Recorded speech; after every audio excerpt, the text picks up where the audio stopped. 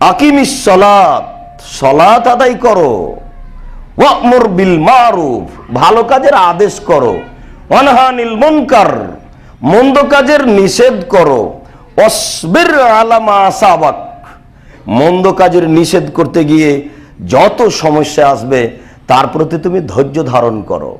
মন্দ কাজের নিষেধ করলে সমস্যা আসবেই, এটাই চূড়ান্ত। মন্দ কাজের নিষেধ করে কে? কই বাংলাদেশের লোকের আলেম ওলামা সাহস করে না কেন?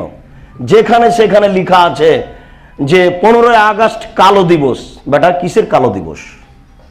হ্যাঁ, একজন মুসলমান মারা গেছে, আর একজন মুসলমান শোক পালন করবে 3 দিন।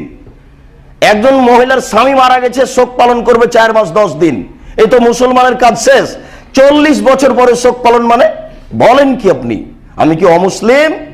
আমার শরীরে মুসলিম রক্ত নেই? কিসের সুলি আর কিসের ফাঁসি? সুলি ফাঁসির 5 পয়সা দাম দিনে। সুলিও যতটুকু, ফাঁসিও ততটুকু, বাইরে যতটুকু ভিতরে ততটুকু, জেলও যতটুকু সেলও ততটুকু। বাইতুল মুকাররমে কথা বলা যায় না?